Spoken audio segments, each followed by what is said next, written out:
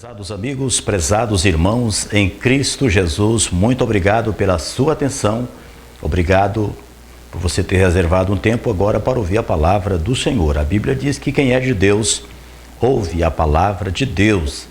Eu quero convidar para que você se inscreva no canal, você que ainda não é inscrito, compartilhe a mensagem, deixe o like, faça comentários e vamos juntos fazendo a obra de Deus, pois a Bíblia diz que devemos pregar o Evangelho a toda criatura. Quem crer e for batizado será salvo. Quem não crer será condenado, diz as Sagradas Escrituras. E nesta mensagem bíblica iremos falar sobre as armas espirituais do cristão, com base na Epístola de Paulo aos Efésios, no capítulo 6, versículo 13, ao versículo de número 18, que diz assim a palavra do Senhor. Efésios capítulo 6, versículo 13, até o versículo 18, alguns versículos da Bíblia. Portanto, tomai toda a armadura de Deus, para que possais resistir no dia mau, e, havendo feito tudo, ficar firmes. Estai, pois, firmes, tendo cingido os vossos lombos com a verdade, e vestida a couraça da justiça, e calçados os pés na preparação do Evangelho da paz. Tomando sobretudo o escudo da fé, com o qual podereis apagar todos os dardos inflamados do maligno. Tomai também o capacete da salvação e a espada do Espírito, que é a palavra de Deus. Versículo de número 18. Orando em todo o tempo com toda oração e súplica no Espírito, e vigiando nisso com toda perseverança e súplica por todos os santos. Deus abençoe, meus prezados amigos, ouvintes da palavra do nosso grande e eterno Deus. Observando como o soldado romano, prezados amigos, se vestia naquele tempo e a maneira como ele se armava com as armas romanas para cumprir a sua missão, e possivelmente com base nas Escrituras Sagradas, possivelmente com base no livro do profeta Isaías, no capítulo 59, no versículo de número 17, no livro do profeta Isaías, capítulo de número 59, versículo 17, que diz: Pois vestiu-se bem de justiça, como de uma couraça, e pôs o capacete da salvação na sua cabeça, e por vestidura pôs sobre si vestes de vingança, e cobriu-se de zelo como de um manto. Possivelmente com base nesse texto bíblico, Paulo imaginava como seria importante, ou até mesmo ele já imaginava naquela ocasião, como seria importante o povo de Deus agir no sentido de armar com toda a armadura de Deus, que são as armas espirituais, meus prezados amigos, a fim de combater as hostes espirituais da maldade. Paulo via que um povo completamente armado, forte, disciplinado e vigilante, haja vista que a vida cristã é um campo de batalha e que não é um piquenique. Nesse versículo de número 13, Paulo declara: portanto, tomai toda a armadura de Deus. Glória seja dada ao Senhor. O apóstolo ordena a posse dessas armas como um imperativo. Ele diz: tomai. Paulo não está aqui dando sugestão, mas ele está dizendo: tomai. Ele não ordenou que se fizesse armas, mas que se tomasse as armas espirituais já existentes. É isso que Paulo estava declarando. E as armas humanas, elas são frágeis, elas são impróprias para essa batalha espiritual. Não se consegue vencer na batalha espiritual usando o armamento secular. Devemos armar de todas as armas, pois todo o nosso corpo precisa de proteção. E com base nesta epístola que nós lemos em Efésios, a respeito deste momento importante, onde Paulo descreve a respeito da armadura do soldado romano transportando para o campo espiritual, lá em Romanos, no capítulo 13, versículo 12, Paulo declara: a noite é passada e o dia é chegado. Rejeitemos, pois, as obras das trevas e vistamo-nos das armas da luz. Glória a Deus. Nós estamos, meus prezados amigos, em uma guerra espiritual contra as hostes da maldade. O príncipe das trevas, que usa a escuridão como elemento para produzir seus resultados, a fim de querer nos destruir. Não tem como nós fugir, meus amados amigos, ouvintes disso aí. Satanás, ele provoca confusão, provoca crimes, provoca terror e todas as formas de miséria. Todos aqueles que estão desprovidos dessas armas espirituais estão destinados ao fracasso.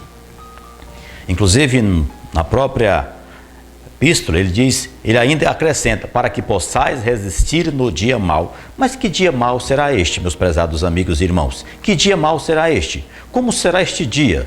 São várias indagações que nós encontramos que são lançadas sobre este dia. Mas nós sabemos que a terra, todos os dias se tornaram maus. Conforme Efésios, no capítulo de número 5, versículo 16, é que desde o dia da queda de Adão e Eva, mas o dia mau é um dia em que as forças do mal atacam e pode ser também o dia da derrota.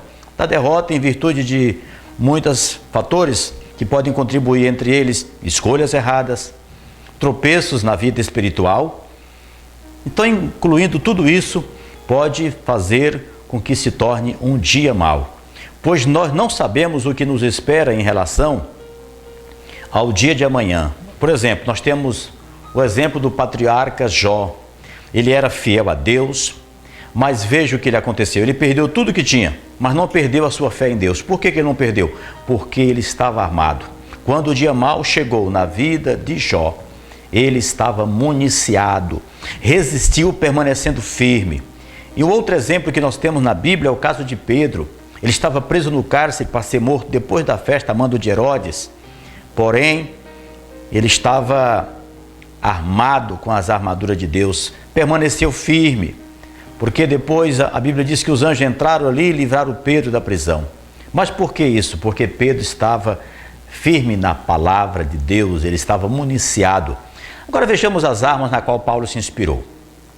Quando olhamos para a Bíblia, como falamos anteriormente, essas armas elas são uma figura das armas espirituais. São armas cujas peças elas formam um todo e envolve o corpo total, envolve toda a estrutura humana. A armadura inteira de Deus ela inclui, primeiro, as armas defensivas para o corpo. Segundo, conforme o texto bíblico que nós lemos, o cinto da verdade e a couraça da justiça. Está lá no versículo de número 14. O cinto da verdade. Na verdade, meus amados amigos e irmãos em Cristo Jesus, o cinturão era usado pelos soldados para proteger a parte inferior do abdômen e prender sua túnica. Além disso, servia para segurar sua espada e ao cingir com o cinturão, o soldado se preparava para a guerra. Da mesma forma, ao nos cingirmos com a verdade, que é a palavra de Deus, nos preparamos espiritualmente para o combate contra o mal. E com a verdade, sinceridade e honestidade, envolvendo o nosso ser, envolvendo toda a nossa vida espiritual, com certeza estaremos protegidos, firmes e aptos para enfrentar Satanás e os seus anjos. Na sequência das armas, das armaduras de Deus, Paulo destaca também a couraça da justiça. Nas armaduras dos soldados, a couraça tinha a função de proteger os órgãos vitais e essa peça geralmente era feita de couro resistente e cobria todo o tronco do soldado, protegendo dos golpes e flechadas, e nos dias de hoje corresponderia, melhor dizendo, ao colete à prova de balas, usado pelos policiais, principalmente os policiais militares, que estão no dia a dia do confronto. No sentido espiritual, veste essa couraça quem vive em obediência ao Senhor Jesus, ou seja, quem caminha na sua presença, na sua justiça, pois Satanás frequentemente ataca nossos corações, o centro de nossas emoções, a autoestima e a confiança. A aprovação de Deus é a couraça que protege nossos corações. Se mantermos firmes ao Senhor, nossa mente, nosso coração estará sendo guardado e protegido. Paulo destaca também a armadura para os pés. Ele fala no versículo de número 15, calçado na preparação do Evangelho. Os calçados, meus prezados amigos e irmãos, são importantes para os pés do lutador, do soldado na guerra. Nos tempos romanos, em que Paulo se inspirou para fazer essa analogia das armas, o soldado usava um tipo de sandália com cravos nas solas que ajudava o soldado a não deslizar, dando-lhe segurança e, portanto, a significação da expressão paulina, calçados na preparação do Evangelho da Paz, tem a ver com a segurança da mensagem que nós pregamos nos dias de hoje, principalmente Paulo. Preparação, ela significa prontidão em momentos inesperados. O Evangelho, meus prezados amigos e irmãos, em Cristo Jesus, ele é o poder de Deus contra as forças do mal, e está lá em Romanos, no capítulo 1, versículo de número 16. Paulo também destaca a arma para as mãos, o escudo da fé. Está lá no versículo de número 16, onde diz: tomando sobretudo o escudo da fé, com o qual podereis apagar todos os dardos inflamados do maligno. Nas guerras daqueles tempos, flechas com pontas de materiais ou de matérias inflamáveis acesas, elas eram atiradas para dentro das cidades, a fim de incendiar as ruas, principalmente as construções. E há coisa dentro de nós, meus prezados amigos, que atrai os dardos inflamados, que são desejos, apetites, paixões e concupiscências que guerreiam contra a alma e que só precisa de um toque de fogo para flamejar como barris de alcatrão, produzindo fumaça negra espessa que escurece os céus. Como é que a fé nos protege diante dessa situação? Um soldado cristão sem escudo é soldado vulnerável aos ataques satânicos. Meus amados, o conhecimento da palavra de Deus forma o corpo da fé, ou seja, o escudo da fé que protege o crente contra as heresias e mentiras satânicas. Na sequência deste ensino e desta palavra do apóstolo Paulo, ele destaca também a armadura para a cabeça. Ele destaca o capacete da salvação, está lá no versículo de número 17. Quando ele diz: tomai também o capacete da salvação, glória seja dada, a parte A.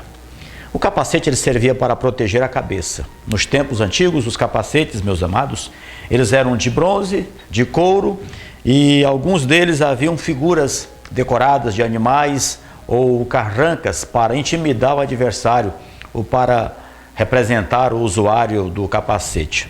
Inclusive, para quem já assistiu aquele filme O Gladiador, pôde perceber perfeitamente ali, no momento daquela luta, aquele capacete que o personagem principal usava no momento daquela luta, juntamente com seu oponente. E o apóstolo usou a figura do capacete para representar a salvação. Meus amados, a cabeça é a parte mais vulnerável do corpo. Por isso o soldado lutava e tentava o proteger de todas as maneiras a sua cabeça. Protegia com o capacete. Ele sabia que se ele fosse atingido, poderia perder a sua vida, perder a guerra. O crente, por sua vez, ele toma em posse o capacete da salvação, que é a segurança máxima de sua vida. Pois se a cabeça for atingida, ele corre o risco de perder a vida eterna. E Satanás quer que duvidemos de Deus, de Jesus e de nossa salvação. Em nossa mente ocorre um verdadeiro campo de batalha. Por isso, ela precisa estar blindada contra tudo o que chega até nós e que pode prejudicá-la. A todo instante o mal tenta implantar maus pensamentos, dúvida, medo, ansiedade e preocupações, a fim de bloquear a fé. E o único canal de comunicação entre o ser humano e Deus é a fé. E é preciso estar atento, meus amados amigos ouvintes da palavra de Deus. Atento a todos os ataques satânicos e blindar a fé, ocupando a mente com os pensamentos de Deus, que são adquiridos por intermédio da leitura diária da sua palavra. Não temos como vencer de outra forma, senão atentarmos para a palavra de Deus. Em 1 Tessalonicenses, no capítulo 5, versículo 8, o apóstolo Paulo escreve dizendo: mas nós que somos do dia, sejamos sóbrios, vestindo-nos da couraça, da fé e do amor, e tendo por capacete a esperança da salvação. São estas as palavras de Deus para o meu, para o seu, para o nosso coração. Paulo também destaca uma outra armadura para a boca, que é a espada do Espírito, a palavra de Deus. Está lá no versículo de número 17, é a espada do Espírito, que é a palavra de Deus. A espada é a única arma que aparece aqui, ofensiva, nesta lista da armadura. E há momentos em que precisamos empregar a tática ofensiva contra Satanás. Quando somos tentados, nós precisamos confiar na verdade da palavra de Deus. As outras partes da armadura eram defensivas, mas esta aqui no versículo 17, ela era usada para o ataque e também para a defesa. A palavra de Deus, meus amados amigos e irmãos em Cristo, ela é descrita como sendo uma espada porque ela penetra todos os disfarces do erro e porque desnuda as ciladas do diabo. Essa arma ela foi usada pelo próprio Senhor Jesus quando ele estava lá no deserto, Mateus capítulo de número 4. Durante a tentação, quando o tentador o apresentou a ele após jejuar 40 dias e 40 noites. E ele apareceu ali para Jesus para tentar e Jesus usou a palavra. E continua sendo a única arma de ataque do crente, seja qual for a forma da tentação, para nos levar ao desespero, descrença e também a cobiça, o orgulho, o ódio ou o mundanismo. Pode ser destruída e vencida por uma expressão, como disse Jesus, assim diz o Senhor.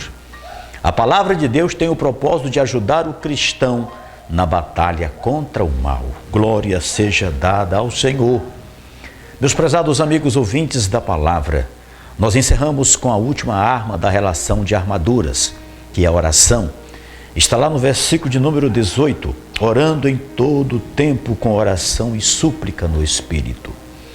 Muitos soldados, antes de saírem para a missão, eles realizam orações.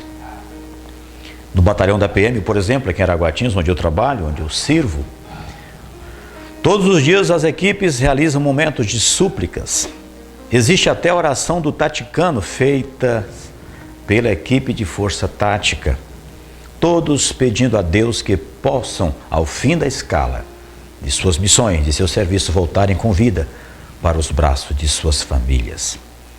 De acordo com a Bíblia de Estudo Pentecostal, a guerra do cristão contra as forças espirituais de Satanás exige dedicação à oração. A oração não deve ser considerada apenas uma arma, mas parte do conflito propriamente dito. Porque onde a vitória é alcançada, mediante a cooperação com o próprio Deus.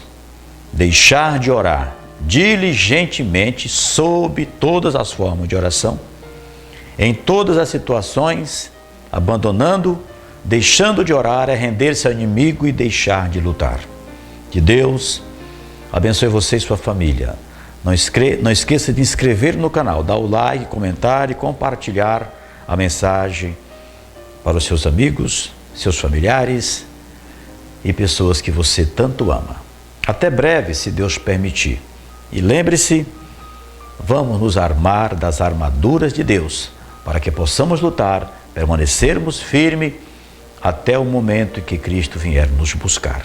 Deus abençoe você, em nome de Jesus, e meu muito obrigado. Amém.